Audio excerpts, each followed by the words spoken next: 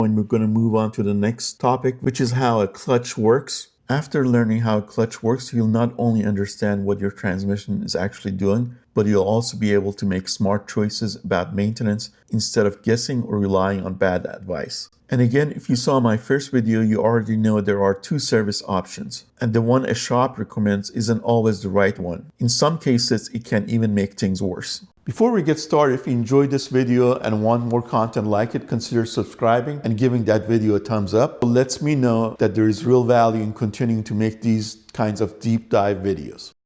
The automatic transmissions are based on clutches. A clutch is basically a connection between two rotating parts. One side is connected with discs with friction material. So here's an example of that. As you can see, let's say this is an input shaft, and you notice this is all the friction material discs. This represents the friction material. And if you notice, they have little teeth here, and those are connected, or they go into the shaft here, and these are connected. So when the shaft rotates, these plates with friction plate rotate as well. Now the other side is connected via housing and through steel plates. So you can see these steel plates.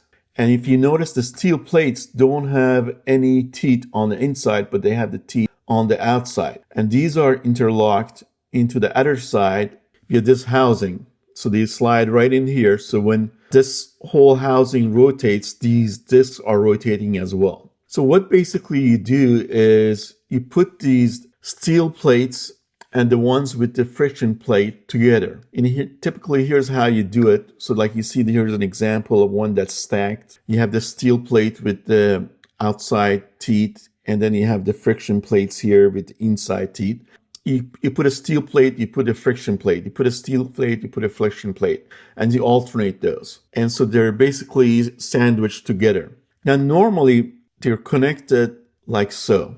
So here you can see you have a friction plate, a steel plate with a notch on top, another friction plate here, another one with the steel plate, another friction plate, another steel plate, another friction plate, another steel plate. And there is a gap between all of these. So normally, if this is rotating, the plates with the friction rotate with it. But these steel plates do not. Because again, there is a gap here, and basically you have oil transmission fluid in between. So they're not connected at all.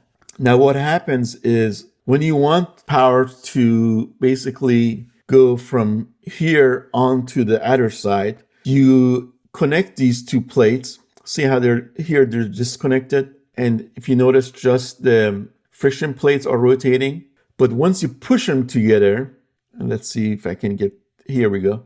Now all of a sudden, these are locked together. So now you have both this side here and this side here rotating together because they're smashed in together. And so that's how basically a clutch works. Hopefully that makes sense.